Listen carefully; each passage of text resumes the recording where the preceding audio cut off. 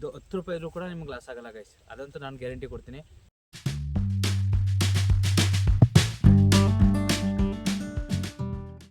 ಗೋಸ್ಕರ ಅಂತ ಇನ್ವೆಸ್ಟ್ಮೆಂಟ್ ಮಾಡೋಂಥದ್ದು ಇಲ್ಲ ಗೈಸ್. ಹೈ ಗೈಸ್, ಎಲ್ರಿಗೂ ನಮಸ್ಕಾರ. ವೆಲ್ಕಮ್ ಬ್ಯಾಕ್ ಟು ಸ್ವಚ್ಛ 17 ಯೂಟ್ಯೂಬ್ ಚಾನಲ್. ವಿಡಿಯೋ ನೋಡ್ತಿರೋಂಥ ಪ್ರತಿಯೊಬ್ಬ ಅನ್ನದಾತರಿಗೂ ಸ್ವಾಗತ, ನಮಸ್ಕಾರ. ಬನ್ನಿ ಗೈಸ್, ನಾನಿವತ್ತು ಸಿಹಿ ಗೆಣಸಿನ ಬಗ್ಗೆ ಸಂಪೂರ್ಣವಾಗಿ ಮಾಹಿತಿ ಕೊಡ್ತೀನಿ. ಅದು ನಾಟಿ ಮಾಡೋದಂಗೆ, ನಾಟಿ ಮಾಡೋದ್ರಿಂದ ಹಿಡಿದು ಕಟ್ಟೋವರೆಗೂ ಏನೇನು ಖರ್ಚು ಬೀಳುತ್ತೆ, ಎಷ್ಟೆಷ್ಟು ಲಾಭ ಆಗುತ್ತೆ, ಅದ್ರ ಬಗ್ಗೆ ಸಂಪೂರ್ಣವಾಗಿ ಎಲ್ಲ ರೀತಿ ಮಾಹಿತಿ ಕೊಡ್ತೀನಿ. ಈ ವಿಡಿಯೋನ ಕೊನೆವರೆಗೂ ನೋಡಿ. ಅದಕ್ಕಿಂತ ಮುಂಚೆ ನೀವು ಇನ್ನೂ ನಮ್ಮ ಚಾನಲ್ಗೆ ಸಬ್ಸ್ಕ್ರೈಬ್ ಆಗಿಲ್ಲ ಅಂದರೆ ಸಬ್ಸ್ಕ್ರೈಬ್ ಮಾಡ್ಕೊಂಡು ಈ ವಿಡಿಯೋನ ಕೊನೆವರೆಗೂ ನೋಡಿ. ಇದೇ ಥರ ವೀಡಿಯೋಸ್ಗಳು ಕಂಟಿನ್ಯೂ ಆಗಿ ಬರ್ತಾನೆ ಇರುತ್ತೆ. ಸೊ ನಿಮಗೆ ಯೂಸ್ಫುಲ್ ಆಗುತ್ತೆ ಅಂದರೆ ಈ ವಿಡಿಯೋನ ಸಬ್ಸ್ಕ್ರೈಬ್ ಮಾಡ್ಕೊಂಡು ಕೊನೆವರೆಗೂ ನೋಡಿ ಗೈಸ್. ಬನ್ನಿ ಗೈಸ್, ತೋರಿಸ್ತೀನಿ ಗೈಸ್.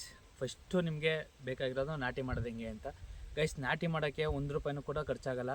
ಯಾಕೆಂದರೆ ನೀವು ಎಲ್ಲಿ ಕೂಡ ಬೀಜನೂ ತರಬೇಕಾಗಿಲ್ಲ, ಯಾವುದೇ ರೀತಿಯಾದ ಇದಕ್ಕೆ ಇನ್ವೆಸ್ಟ್ ಮಾಡೋಂಥದ್ದು ಏನಿಲ್ಲ ನಾಟಿ ಮಾಡ್ಬೇಕಾದ್ರೆ. ಅದು ಹೇಗಪ್ಪ ಅಂದರೆ ಬನ್ನಿ ಗೈಸ್, ತೋರಿಸ್ತೀನಿ ನೋಡಿ ಗೈಸ್. ಇದು ಗೆಣಸು, ಇವಾಗ ನಾನು ಬೆಳೆದಿರೋಂಥ ಗೆಣಸು. ಇದು ಐತಲ್ಲ ನೋಡಿ ಗೈಸ್, ಇದು ಅಂಬು ಇಷ್ಟೇ. ಐತಲ್ಲ ಅಂಬು, ಇದನ್ನು ಕಿತ್ಕೊಂಡ್ರೆ ಐತಲ್ಲ ನೋಡಿ ಗೈಸ್. ಇದು ಇಲ್ಲಿ ಕಾಂಡ ಐತಲ್ಲ, ಕಾಂಡದಲ್ಲಿ ಬೇರು ಕೊಟ್ಕೊಂಡು ಇದು ಬೆಳೆಯುವಂಥದ್ದು ಬೆಳೆ. ಇದು ನೀವು ಯಾವುದೇ ರೀತಿಯಾದ ಸೊಸಿಗೆ ಕಾಸು ಕೊಡುವಂಥ ಅವಶ್ಯಕತೆ ಇಲ್ಲ. ಮತ್ತು ಎಲ್ಗೂ ಕೂಡ ನರ್ಸರಿಗಾಗಲಿ ಇದಕ್ಕೋಸ್ಕರ ಅಂತ ಇನ್ವೆಸ್ಟ್ಮೆಂಟ್ ಮಾಡೋಂಥದ್ದು ಇಲ್ಲ ಗೈಸ್. ಒಂದು ಸಲ ಹಾಕೋಬಿಟ್ರೆ ನಿಮಗೆ ಸೊಸೆ ದುಡ್ಡು ಉಳ್ಕೊಳ್ಳುತ್ತೆ. ಸೊ ಅದರದ್ದೇ ಖರ್ಚು ಕಡಿಮೆ ಆಗಿಬಿಡುತ್ತೆ. ಸೊ ಅದರಿಂದ ಇದಿಷ್ಟೇ ನೋಡಿ. ಅದು ಒಂದು ಬಂದಿರುತ್ತೆ ನೋಡಿ, ಇಲ್ಲಿ ಗೆರೆ ಇದೆಯಲ್ಲ ನೋಡಿ, ಒಂದಂಬಲ್ಲಿ ಎಷ್ಟೆಲ್ಲ ಬರುತ್ತೆ. ಇದು ಇದರಲ್ಲೇ ಒಂದು ನೋಡಿ ಎಷ್ಟಿಷ್ಟುದ್ದ ಕಿತ್ಕೊಂಡು ನೆಡ್ಕೊಬೋದು ನೋಡಿ. ಇಲ್ಲಿ ಬೇರು ಬಿಟ್ಟಿದೆಯಲ್ಲ, ಇಲ್ಲಿ ಇದೇ ಚಿಗುರುಕೊಳ್ಳುತ್ತೆ. 3 ರಿಂದ 4 ತಿಂಗಳಲ್ಲಿ ಬೇರು ಬಿಟ್ಕೊಳ್ಳುತ್ತೆ, ಹೊಸ ಬೇರು ಬಿಟ್ಕೊಳ್ಳುತ್ತೆ. ಅದಾದಮೇಲೆ ನೀವು ಫಸ್ಟು ಮಾಡಬೇಕಾಗಿರೋ ಕೆಲಸ ಅಂದರೆ ಇದು ಎಲ್ಲ ನೆಟ್ಟಾಯಿತು ಅಂದರೆ ಸಾಲು ಎಷ್ಟು ಬೇಕು ಗೊತ್ತಾ?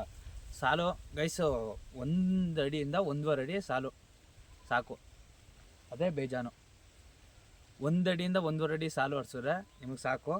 ಯಾಕಂದರೆ ಅದು ಕುಂಟೆ ಆಗಲಿ ಏನಾಗಲಿ ನೇಗ್ಲಾಗಲಿ ಹೋಗೋಕ್ಕೆ ಸ್ಪೇಸ್ ಬೇಕು. ಮತ್ತು ಗೆಡ್ಡೆಯಲ್ಲಿ ಗೆಣಸುಗಳು ದಪ್ಪ ಆಗುತ್ತಲ್ಲ, ಸೊ ಅದಕ್ಕೋಸ್ಕರ ಸ್ಪೇಸ್ ಬೇಕು. ಅದಕ್ಕೋಸ್ಕರ 1 ರಿಂದ 1.5 ಅಡಿ ಸಾಲು ಹೊಡ್ಸ್ಕೊಳ್ಳಿ. ಅದಾದಮೇಲೆ ಇವಾಗ ನಾನು ತೋರಿಸಿದ್ನಲ್ಲ ಆ ರೀತಿ ನೆಟ್ಕೊಳ್ಳಿ. ಇದು ಆ ರೀತಿ ಚಿಗುರಾಗಲಿ ಈಗ ಈ ಥರ ಗೆಡ್ಡೆ ಬರೋಂಥದ್ದನ್ನು ಕಿತ್ಕೊಂಡು ಈ ರೀತಿ ನೆಟ್ಕೊಂಡ್ರೆ ಸಾಕು. ಅದೇ ಚಿಗುರಕತ್ತೆ 3 ರಿಂದ 4 ದಿನಕ್ಕೆ ಬೇರು ಕೊಟ್ಕೊಳ್ಳುತ್ತೆ. ಅದಾದಮೇಲೆ ನೀವು 15 ದಿನಕ್ಕೆ ಒಂದು ಸಲ ಕುಂಟೆ ಹೊಡಿಸ್ಬೇಕು. ಅದಾದಮೇಲೆ ಇನ್ನೊಂದು ಸಲ ನೇಗ್ಲು ಬಿಡಿಸ್ಬೇಕು ಅಷ್ಟೇ. ಇನ್ನೇನಿಲ್ಲ ಇದರಲ್ಲಿ. ಒಂದು ಸಲ ಕುಂಟೆ ಹೊಡಿಸ್ಬಿಟ್ರೆ ಒಂದು ಸಲ ನೇಗ್ಲು ಬಿಡಿಸ್ಬಿಟ್ರೆ ಇನ್ನೇನು ಖರ್ಚಿಲ್ಲ. ಮತ್ತು ಗೊಬ್ಬರ ಹಾಕಬೇಕು. ಕುಂಟೆ ಬಿಡಿಸಾಗ ಒಂದ್ಸಲಿ ಮತ್ತು ನೇಗ್ಲು ಬಿಡಿಸಾಗ ಒಂದ್ಸಲಿ. ಮತ್ತು ಕಿಳ್ಬೇಕಾದ್ರೆ ಒಂದ್ಸಲಿ ಕಿಳೋಕ್ಕೆ ಅಂದರೆ ಒಂದು 15 ದಿನ ಮುಂಚಿತವಾಗಿ ಅವಾಗ ಒಂದ್ಸಲಿ ಗೊಬ್ಬರ ಹಾಕಬೇಕು. ಗೊಬ್ಬರ ಏನೇನು ಹಾಕಬೇಕು ಅಂದರೆ ಒಂದು 20 ಗೊಬ್ಬರ ಹಾಕಬೇಕು. ಅಂದರೆ ಕುಂಟೆ ಬಿಡ್ಬೇಕಾದ್ರೆ ಒಂದ್ಸಲ 20 ಗೊಬ್ಬರ ಹಾಕಬೇಕು. ಜೊತೆಗೆ ಸ್ವಲ್ಪ ನೀವು ಪೊಟ್ಯಾಶ್ ಆಗಲಿ ಯೂರಿಯಾ ಆಗಲಿ ಮಿಕ್ಸ್ ಮಾಡ್ಕೊಂಡು ಹಾಕ್ಬೋದು. ಬಟ್ ಕುಂಟೆ ಬಿಡ್ಬೇಕಾದ್ರೆ ಅಷ್ಟು 20 ಹಾಕೋರೆ ಸಾಕು. ಮತ್ತು ಅದಾದಮೇಲೆ ಇನ್ನೊಂದು 15 ದಿನ ಬಿಟ್ಟು ನೇಗ್ಲು ಬಿಡಿಸ್ತಿರಲ್ಲ, ಆವಾಗ ಒಂದು ಸಲ 20 ಜೊತೆಗೆ ಒಂದು ಸ್ವಲ್ಪ ಯೂರಿಯಾ, ಅದಾದಮೇಲೆ ಸ್ವಲ್ಪ ಪೊಟ್ಯಾಶು ಸ್ವಲ್ಪ ಮಿಕ್ಸ್ ಮಾಡ್ಕೊಂಡು ಹಾಕ್ಬಿಟ್ರೆ ಅದು ಮುಗೀತು. ಅದಾದಮೇಲೆ ಕಿಳ್ಬೇಕಾಗಿರೋದು ಒಂದು 15 ದಿನ ಮುಂಚೆ ನನಗೆ ಒಂದು ಮೂಟೆ MOP ತಗೊಬಂದು ಹಾಕ್ಬಿಟ್ರೆ 1 ಎಕರೆಗೆ ಸಾಕಾಗುತ್ತೆ. ಇದು ಎಷ್ಟು ಬೇಕಾಗ್ಬೋದಪ್ಪ ಅಂದರೆ ಒಂದು ಎಕರೆಗೆ ಒಂದು 20-30 ಸಾವಿರ ಸಸಿ ಬೇಕು, ಅಷ್ಟೆಲ್ಲ ಬೇಕಾಗುತ್ತೆ ನೋಡಿ. ಆರಾಮಾಗಿ ಸಸಿಗೇನು ನೀವು ಇದು ಮಾಡೋ ಏನಿಲ್ಲ. ಒಂದ್ಸಲ ನೀವು ಬಿತ್ತನೆಗೆ ಅಂತಲೇ ಬೇಕಾದ್ರೆ ಒಂದು ಸ್ವಲ್ಪ ನೆಟ್ಕೊ ಹೋಗ್ಬೋದು. ಇದ್ರ ಬಗ್ಗೆ ಯಾವುದೇ ರೀತಿಯಾದ ಮಾಹಿತಿ ಬೇಕು ಅಂದರೆ ಕಮೆಂಟ್ ಮಾಡಿ, ನಾನು ಎಲ್ಲನೂ ತಿಳಿಸ್ಕೊಡ್ತೀನಿ. ಮಾಹಿತಿ ಬೇಕು ಅಂದರೆ ಗೆಣಸಿನ ಬಗ್ಗೆ ಯಾವುದೇ ರೀತಿಯಾದ ಮಾಹಿತಿ ಬೇಕು ಅಂದರೆ ಗೈಸ್, ಇದು 4 ತಿಂಗಳಿಗೆ ಬರೋವಂಥ ಬೆಳೆ. ಅದಕ್ಕಿಂತ ಮುಂಚೆ ಬರೋಲ್ಲ, ಅಂದರೆ ಬರುತ್ತೆ ಬಟ್ ದಪ್ಪಾಗಿರಲ್ಲ ಕಾಂಡದಲ್ಲಿ. ಇದು 4 ತಿಂಗಳಿಂದ 6 ತಿಂಗಳ ಗಂಟ ಬಿಟ್ಕೋಬೋದು.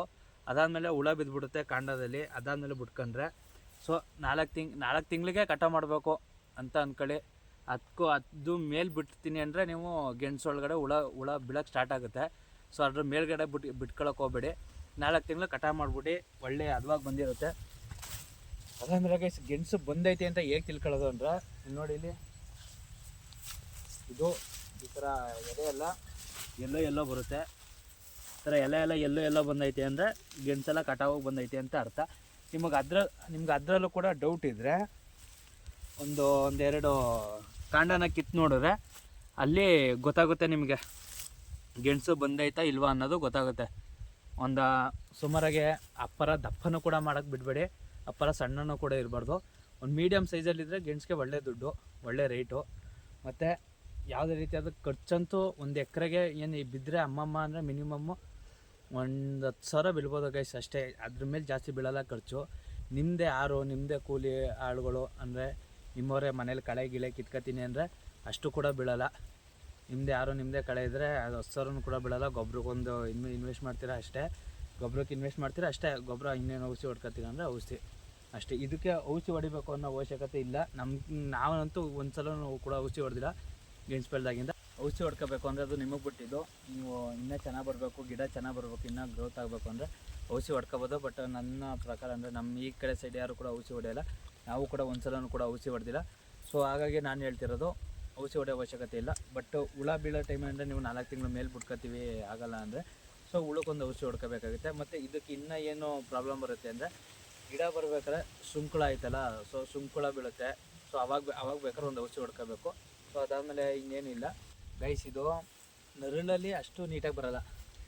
ಇಲ್ಲಿ ಹೇಳ್ತಿದ್ದೀನಿ ನರಳಲ್ಲಿ ಅಂದರೆ ಬರುತ್ತೆ, ಗಿಡ ಬರುತ್ತೆ, ತೆಂಗಿನ ಗಿಡಕ್ಕೆ ಒಳ್ಳೆ ನೀರಾಗುತ್ತೆ. ನರಳಲ್ಲಿ ಅಷ್ಟು ನೀಟಾಗಿ ಬರೋಲ್ಲ. ನರಳಿಲ್ದೇ ಒಳ್ಳೆ ಬಯಲು ಪ್ರದೇಶ ಇದ್ದರೆ ಮಣ್ಣು ಕೂಡ ನೀಟಾಗಿದ್ದರೆ ಈ ರೀತಿ ನೀಟಾಗಿದ್ದರೆ ಒಳ್ಳೆ ಗೆಣಸು ಇಳುವರಿ ಬರುತ್ತೆ. ಅಂದರೆ ನರಳಲ್ಲಿ ಅಷ್ಟು ಇಳುವರಿ ಬರೋಲ್ಲ ಗೈಸ್. ನರಳು ಬಿಟ್ಟು ಒಳ್ಳೆ ಬಯಲು ಪ್ರದೇಶ ಇದ್ದರೆ ನಿಮಗೆ ಸೂಕ್ತ. ಅಲ್ಲಿ ಹಾಕಂದ್ರೆ ಒಳ್ಳೆ ಬೆಟರು, ಅಲ್ಲಿ ಒಳ್ಳೆ ಇಳುವರಿ ತೆಗಿಬೋದು. ಬಟ್ ಈ ನರಳಲ್ಲಿ ಅಷ್ಟು ಇಳುವರಿ ತೆಗಿಯೋಕ್ಕಾಗಲ್ಲ.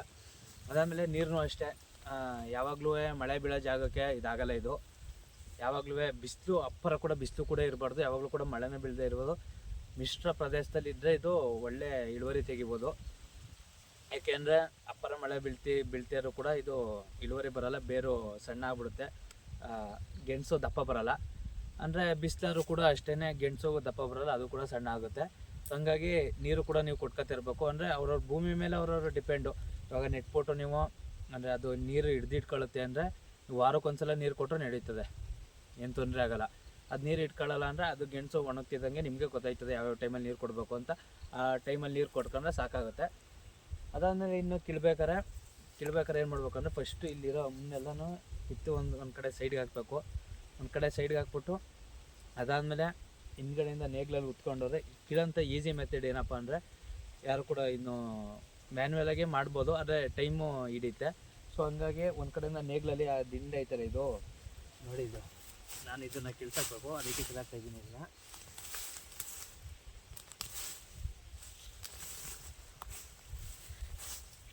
ನೋಡಿ, ಇದು ದಿಂಡ ಐತಲ್ಲ ಇದು ದಿಂಡ ಮಧ್ಯೆ ಉತ್ಕೊಂಡು ಹೋದರೆ ನೀಟಾಗಿ ಅಮ್ಕಿ ಉತ್ಕೊಂಡು ಹೋದರೆ ಅದು ಗೆಣಸು ಒಳಗಿರೋದೆಲ್ಲ ಮೇಲ್ಗಡೆ ಬರುತ್ತೆ, ಮೇಲ್ಗಡೆ ಎದ್ದೇಳುತ್ತೆ. ಸೊ ಹಂಗಾಗಿ ಹೇಳ್ತಾಯಿದ್ದೀವಿ, ಒಳಗಿರೋದೆಲ್ಲ ಮೇಲ್ಗಡೆ ಎದ್ದೇಳುತ್ತೆ.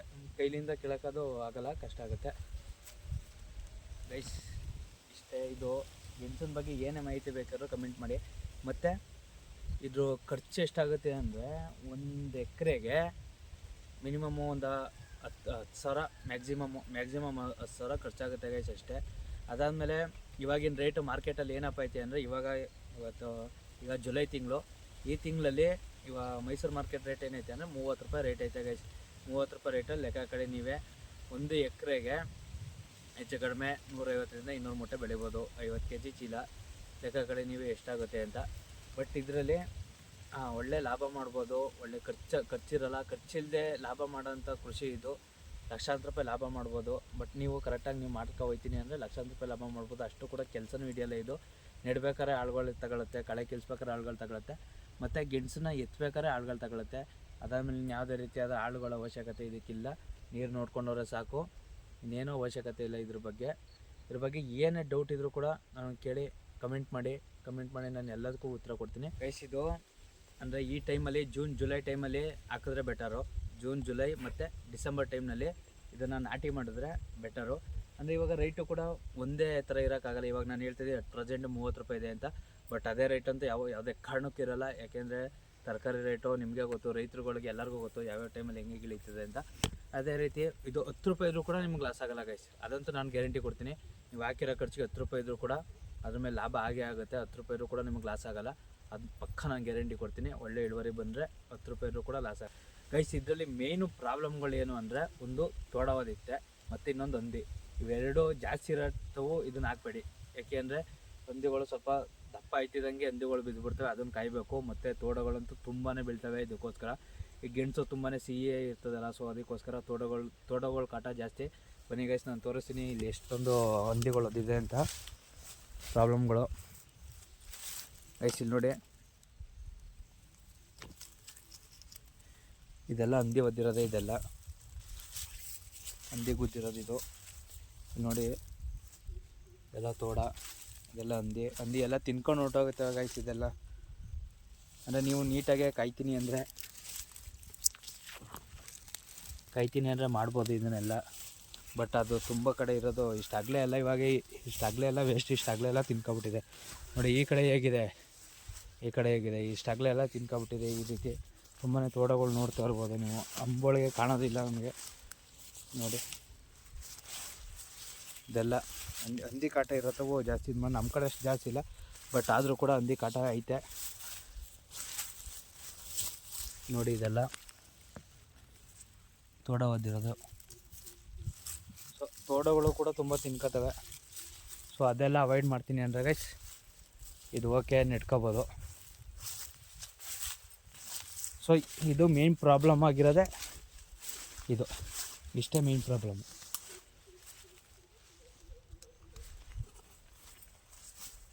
ಗೈಸ್ ಇಷ್ಟೇ ಮೇನ್ ಪ್ರಾಬ್ಲಮ್ಗಳು ಅಂದರೆ ಇಷ್ಟೇ. ಹಂದಿ ಮತ್ತು ತೋಡ ಇವೆರಡು ಕಂಟ್ರೋಲ್ ಮಾಡ್ಕೊಂಡ್ರೆ ಒಳ್ಳೆಯದು. ಸೊ ಹಾಗಾಗಿ ಅವೆರಡು ಕಂಟ್ರೋಲ್ ಮಾಡ್ಕೊಂಡ್ರೆ ಗೆಣಸನ್ನು ಆರಾಮಾಗಿ ಬೆಳ್ಕೊಂಡು ದುಡ್ಡು ಮಾಡ್ಬೋದು. ಸೊ ನೆಕ್ಸ್ಟ್ ವೀಡಿಯೋನೂ ಬರುತ್ತೆ. ಗೆಣಸನ್ನು ಇದನ್ನು ಕಟಾವ್ಗೆ ರೆಡಿಯಾಗಿದೆ ಇದು. ಸೊ ಇದನ್ನು ಕಟಾವ್ಗೆ ಎಲ್ಲ ಕಿತ್ತಾದ್ಮೇಲೆ ಎಷ್ಟಾಯಿತು ಏನಾಯಿತು, ಸೊ ಅದ್ರ ಬಗ್ಗೆನೂ ಕೂಡ ಕಂಪ್ಲೀಟಾಗಿ ವೀಡಿಯೋ ಮಾಡ್ತೀನಿ. ಸೊ ನೆಕ್ಸ್ಟ್ ವೀಡಿಯೋ ಬರೋಗಂಟ ವಾಚ್ ಮಾಡ್ತೀರಿ. ಸಬ್ಸ್ಕ್ರೈಬ್ ಮಾಡ್ಕೊಂಡು ನೋಡಿದ್ದೀರಲ್ವ. ಯಾರ್ಯಾರು ಗೆಣಸು ಬೆಳಿಬೇಕು ಅಂದ್ಕೊಂಡಿದ್ದಾರೆ ಅವ್ರಿಗೆಲ್ಲ ಈ ವಿಡಿಯೋನ ಶೇರ್ ಮಾಡಿ ಗೈಸ್. ಓಕೆ ಫ್ರೆಂಡ್ಸ್, ಬಾಯ್. ಈ ವಿಡಿಯೋ ಇಷ್ಟ ಆಗಿದೆ ಲೈಕ್ ಮಾಡಿ. ಸಿಗೋಣ, ಬೈ ಗೈಸ್.